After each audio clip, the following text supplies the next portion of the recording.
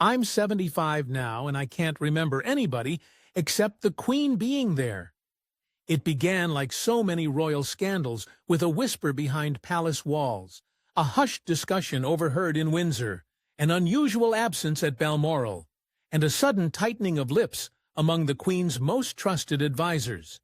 However, what happened next sparked the most combustible royal controversy since Diana's time. Months after Queen Elizabeth II's death, the world assumed the dust had cleared. The publicized version of her will was handled with the customary pomp and ceremony, splitting royal lands and heirlooms in a manner deemed respectful and traditional. However, insiders now say that what the world was shown was only a portion of the reality, a curated version intended to keep peace, because, according to many high-level sources, there existed an additional will. The secret legally binding final treaty supposedly circumvented Queen Camilla and left the majority of Elizabeth's personal royal inheritance to Catherine, Princess of Wales. The ramifications are startling. If accurate, this wasn't simply about pearls and photos. The Queen's final wishes, carried out in private, diverted major jewels, titles, estates, and even private royal responsibilities to Kate, the woman she supposedly envisioned as the monarchy's successor. Camilla, Charles's wife, and now Queen Consort, was excluded by design. Insiders said it was a planned act of legacy curation. When this discovery reached the inner circle, everything changed. Courtiers scrambled. Legal teams were summoned under absolute confidentiality, but the damage had been done, and Camilla's reaction was swift, visceral, and explosive.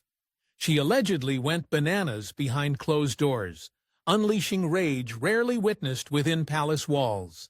Camilla allegedly screamed betrayal, accused the Queen of plotting a final insult from beyond the grave, and even turned on Charles in a fit of wrath. According to one advisor who spoke on the condition of secrecy, meanwhile, Kate, caught in the crossfire, was quietly removed from the public limelight, with her team told to maintain grace under fire. Despite the tumult, a deeper reality began to emerge. Queen Elizabeth never truly accepted Camilla as a legitimate heir. She had respect for the institution, but she trusted Kate, and in her final act, the Queen may have reshaped the monarch's future, not via statements or speeches, but with a quietly devastating stroke of her pen. This nobody saw the royal bombshell coming, and the fallout has only barely begun. To comprehend the gravity of Queen Elizabeth's final intentions and the rage they sparked, consider the peaceful friendship that developed between the monarch and the woman who would one day marry her grandson. Long before Catherine became Princess of Wales, before the spectacular wedding and the global attention, Queen Elizabeth II had developed a special interest in her. It was not theatrical, it wasn't loud, but it was undeniably real. From their initial private meetings, palace insiders noticed the Queen's silent adoration for Kate. Unlike so many others who joined the royal family in search of fame, power, or approval, Catherine brought something altogether different. Elegance under pressure, she was composed, educated, and, most crucially for the Queen, extremely discreet. Where others chased the cameras, Kate appeared glad to avoid them. Where other royal spouses had made headlines, Kate remained respectful, even when the press sought to irritate her. One retired courtier reported that after their second private tea, the Queen remarked, and she's one of the few who understands what this life demands and does it without complaint. This was high praise from a queen noted for her reserve. Queen Elizabeth had always been wary of foreigners marrying into the royal family. The pain of Diana's suffering, as well as the subsequent Meghan and Harry schism, heightened that concern. But something about Kate seemed different.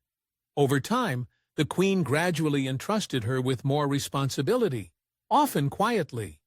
She would solicit Catherine's attendance at gatherings where senior royals were normally in the spotlight. Behind the scenes, she began offering Kate something even more unusual: personal advice. There are murmurs of handwritten letters from the Queen to Kate, packed with encouragement, insights, and even cautions. In one rumored letter, written shortly after Kate gave birth to Princess Charlotte, the Queen purportedly praised her natural strength and referred to her as a mother the crown will one day thank. The Queen rarely expressed such sentiments, but she made an exception for Kate. Then there were private presents. Catherine reportedly received a diamond brooch originally owned by Queen Mary for her 10th wedding anniversary with William, an item never worn by Camilla or offered to Anne. It was not about the jewelry, but about symbolism. Insiders believe this was the Queen's subtle way of stating, "You aren't just married into the firm, you are part of its future." Elizabeth and Kate gradually developed a rhythm. They had a strong sense of responsibility, and perhaps more crucially, a quiet acceptance of sacrifice.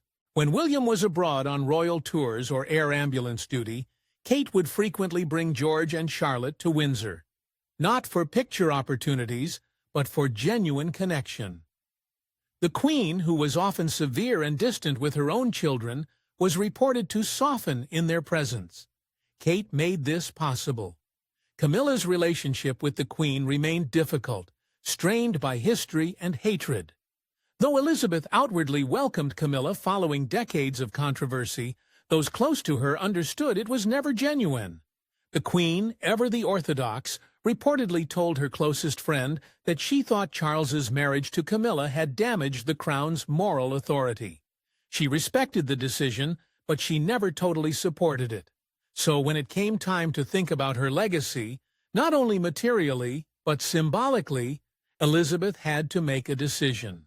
Who best represented the value she had spent her life defending? Who can take the crown's dignity into the next generation? For Queen Elizabeth, Camilla was not the answer. It was Catherine. That affection had crystallized into something considerably more significant by the time her final will was made. The version currently spoken about in royal hallways. What started as mutual respect had turned into a quiet conviction. Kate was the one who would defend, not tarnish, the monarchy. She had gained not only the Queen's approval, but her trust. And in a household where trust is as rare as gold, it meant everything. For decades, royal watchers have speculated about what Queen Elizabeth II may leave behind. Not just in terms of civic duty, but also personal choice. After all, the monarch had access to a private riches, family treasures, and extremely symbolic things that were not recorded on any government ledger. While the official will published to the public following her death in 2022 was clean, diplomatic, and expected, a far more contentious version was gaining traction behind the scenes. According to various palace sources, there was a second, secret will, drafted quietly in the Queen's final months, and known only to a few of her most loyal aides. Unlike the official version, which adhered to procedure and precedent, this covert text was supposed to reflect the Queen's actual desires, free of courtier pressure or the necessity for political neutrality. According to sources, the contents of the document were nothing short of earth-shattering. Camilla's name was noticeably removed from many of the Queen's most valued personal possessions in this private version. Catherine received jewelry that was previously thought to be passed down to the Queen Consort, including items from the Queen Mother's collection, as well as rumored access to the legendary Delhi Durbar tiara, a historical crown gem intimately associated with Queen Mary and rarely worn in recent years. But it did not end there. According to whispers from Windsor, the Sandringham summer villa, one of the Queen's most prized private getaways, was not bequeathed to Charles or Anne as expected, but rather given to William and Kate, with instructions that it be used as a family sanctuary for the next generation of Windsors. Even more alarming was the suggestion of a collection of personal letters and handwritten diaries that apparently belonged entirely to Catherine. These letters, if they exist, would provide an unprecedented peek into the Queen's private thoughts during her reign. And the fact that they were handed to Kate rather than Charles or even Anne is considered by some as a silent coronation in and of itself. A former member of the Queen's inner circle has reportedly stated that the final will was sealed in a private royal vault and only visible to those with the highest clearance, among them King Charles, Princess Anne, but not Camilla. According to reports, Charles was caught off guard. Despite his efforts to remain calm, insiders say he was deeply shaken by how little Camilla was mentioned in the Queen's private distributions. To others in the firm, this was more than just favoritism. It was a rebuke, an implicit message that while Camilla may wear the crown in title, Catherine is the Queen Elizabeth's choice and spirit. The reaction was quick, and the ramifications were enormous. The legalities of the will were flawless. The Queen had assured that everything was done correctly, most likely anticipating the controversy that would ensue. And because it affected personal rather than public assets, there was little that could be done to contest it. What stung Camilla the most was not what was written, but what was left out. There was no personal letter, no acknowledgement, and no passing on of treasured possessions. For a lady who had fought her way into royal favor, the silence was deafening. What happened next would shake the palace to its core and throw Camilla into a rage that staff still talk about today. But beneath the tantrums and chaos lay a far more unnerving truth. The Queen had spoken from beyond the grave, and she had picked Kate. What transpired within Clarence House that evening was never intended to escape its premises. Not even the palace's most experienced aides could keep a lid on what they observed, a dramatic unraveling so intense and intimate that even veteran staff were alleged to be visibly shaken. According to several insiders, Camilla's reaction to the Queen's secret will was swift and explosive when she was told, not formally, but through Charles, who had just returned from a private legal review. She reportedly exploded in a scream that rang throughout the house. One employee put it simply, it wasn't shock, it was betrayal, a deep, intimate betrayal, and she did not disguise it. Camilla, who had spent decades working her way up from public villain to Queen consort, felt the Queen's rejection like a stab in the chest. After everything, the public scrutiny, the long and hard route to acceptance, being left out of the Queen's final will, was more than an insult. It was a declaration. You'll never be her. According to eyewitnesses, Camilla paced furiously for nearly an hour, hurling accusatory questions at anyone who entered the room. "Didn't she plan this all along?" Camilla reportedly exclaimed. She smiled at me before handing the crown to the girl behind my back. The girl, of course, is Kate. She supposedly turned on Charles, accusing him of cowardice. "You allowed her to do this to me. You knew she didn't want me here, yet you let it happen regardless." She was heard shouting before slamming a crystal glass against the wall. Even Charles, who had been dealing with Camilla's fiery temperament for years, was left speechless by the outburst. It wasn't just about jewelry or property. The Queen's symbolic rejection affected Camilla the most, that she would entrust Kate with treasures, legacies, and intimate thoughts, while denying Camilla the decency of acknowledgement was public confirmation of what Camilla had suspected for years. She was tolerated rather than adored. A palace footman, overhearing the turmoil in the hallway, remembered hearing Camilla sob, "I was never good enough for her. No matter what I accomplished, I was never enough." That moment, raw, indignant, and devastated, contrasted with the haughty, calm Queen consort often seen in public. This was not just wrath, it was a rejection. Camilla's biggest nightmare came realized. Staff were advised not to discuss the occurrences. Telephones were confiscated. The schedules were cleared. The following day, a palace statement conveniently claimed Camilla had the flu and would be resting privately for the week.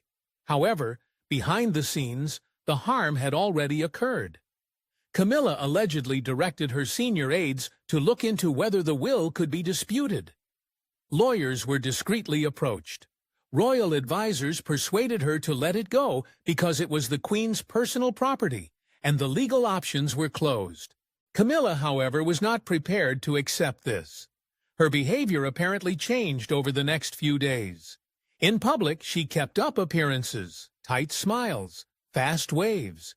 Inside the palace, Camilla was furious, resentful, and vindictive. Staff walked on eggshells. Even Charles, her fiercest protector, began to retire into long, solitary walks across the royal gardens. Kate, meantime, was urged to stay out of sight. Despite having done nothing to trigger the Queen's decision, she had become the unintentional lightning point for Camilla's rage. A anger that grew with each passing day, and as the firm worked to contain the issue, one thing became clear. This was no longer a private family problem. Camilla had just started war beyond the gates. While turmoil erupted outside Clarence House, the atmosphere inside Adelaide Cottage, the Prince and Princess of Wales's tiny yet magnificent apartment, was very different, quiet, weighty, and apprehensive. The Queen's secret will not only shook the pillars of the monarchy, but it also placed an enormous load on the shoulders of two people who had never asked for it. Prince William was extremely moved when he discovered that his grandmother had left such significant weight to his wife. Those close to him say he sat silently for hours after reading the specifics, not because he disagreed with the Queen's decision, but because he understood exactly what it meant. The Queen that rarely talks frankly, this was as explicit as it could get. The Queen had left her legacy to Catherine through trust, rather than title or inheritance. He reportedly informed in aid, this was not about jewelry. This was Gran letting the world know who she believed in. Catherine found that realization even more overwhelming. Kate has always avoided palace intrigue. She's never chased headlines or delved into controversy. But now she was at the center of the most serious royal controversy since Diana, and she had done nothing to start it. According to sources, Kate was noticeably shocked when William gently revealed the Queen's secret letter with her, a handwritten note included in the sealed will. The contents are closely guarded, but some who have seen it describe it as heartfelt, almost maternal. Elizabeth allegedly complimented Catherine for her loyalty, grace, and quiet strength, and expressed confidence that the crown would be in steady hands if guided by her ideals. Kate reportedly burst into tears after reading it, not because of pride but due to a deep internal turmoil. She understood what this meant for Camilla, and while she had never been close to the Queen Consort, she had never wanted to take anything from her. She never wanted this fight, one of her longtime aides admitted, but it's been handed to her whether she likes it or not. Despite the stress, William and Catherine acted with calm dignity. There were no public statements. There are no leaked stories. There are no disguised barbs through the press. Instead, the couple retreated from public engagements for many days, apparently to ponder the Queen's final words and prepare for the inevitable criticism, both from within the palace and possibly from Charles and Camilla. Despite the silence, their presence grew greater. Courtiers began to notice a subtle difference in how royal engagements were being discussed. Plans that had previously centered on Charles and Camilla were now being quietly diverted towards William and Kate. Senior aides began briefing Catherine on humanitarian efforts, protocol matters, and potential Commonwealth visits, which are typically reserved for the sitting Queen Consort. Public opinion, too, began to shift. Polls revealed a surge in support for the Princess of Wales. Social media was awash with adoration, with some comparing her dignity to Queen Elizabeth's. According to one popular comment, she didn't ask to be queen, but she already is. Within the palace, the power dynamic had shifted, not formally, but symbolically. For the royal family, symbolism is everything. Kate had never desired the crown, but by the Queen's hand and the people's hearts, she was now the woman bearing its burden. As the storm with Camilla raged on, William stood steady at her side. No matter what happened next, one thing was certain. Catherine was not only a part of the legacy, she was the legacy. The British royal family is no stranger to secrecy.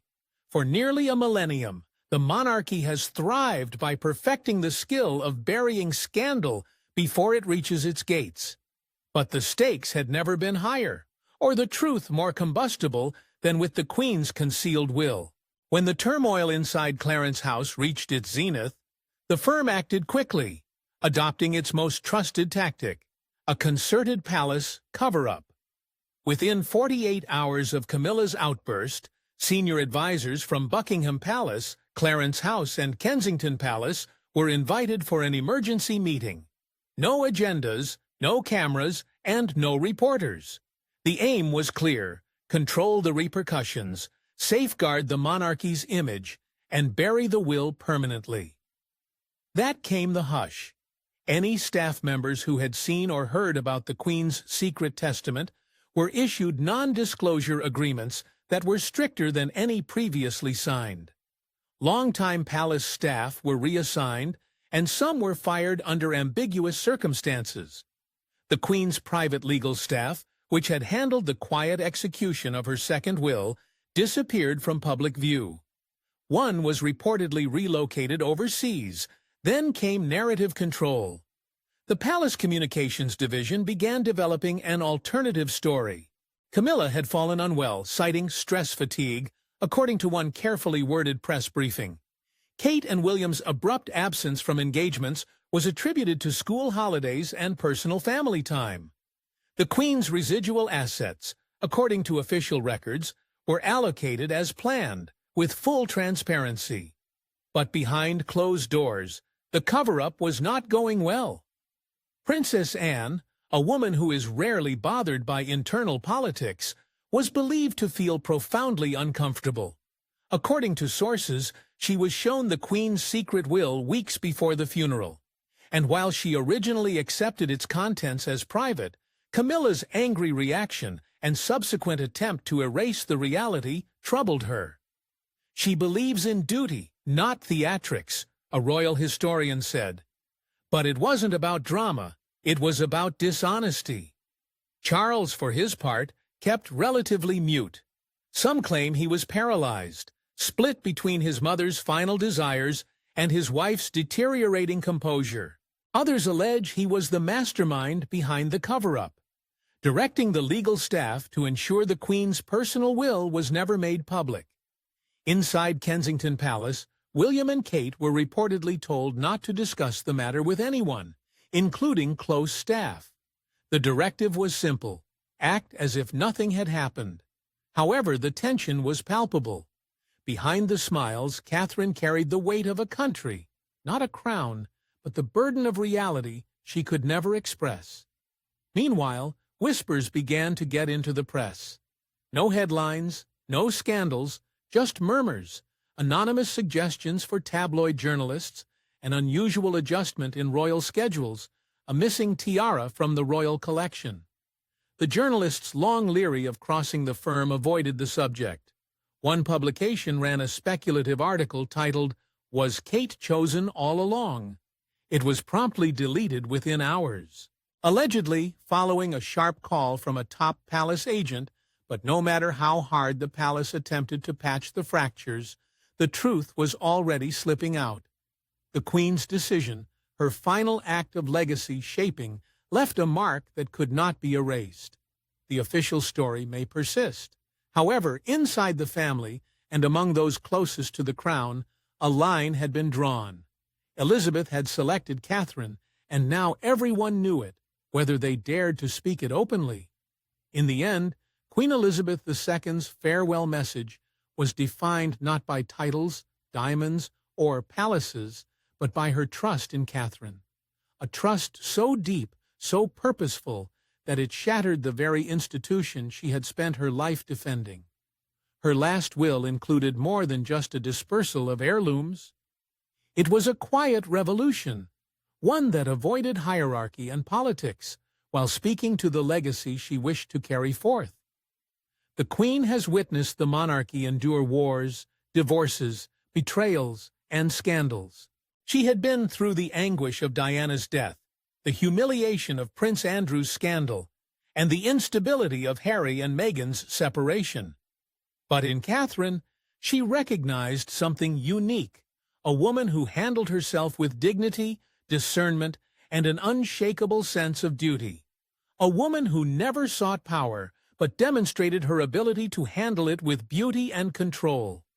Even while the palace adheres to convention, and Camilla wears the crown, the meaning of Elizabeth's hidden will continues to reverberate. Catherine enters engagements with calm strength. The public's gaze follows her out of admiration, rather than obligation. Within royal circles, her power is gradually growing, not Camilla's, and Camilla.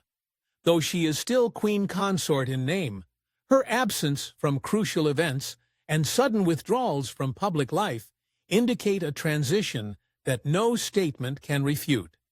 The Queen's final performance was not loud, but it was terrible. It served as a reminder to Camilla and the rest of the world that while titles might be inherited, legacy must be earned. As one royal source put it, Camilla may have the title, but Catherine has the crown, the one that matters. And perhaps that is how Queen Elizabeth always intended it. There's no major declaration. There will be no battle of the thrones, only a final handwritten gesture transferred from one queen to the next. Quiet, unshakable, eternal. Catherine wasn't just accepted, she was picked by the only lady whose decision would ever genuinely matter.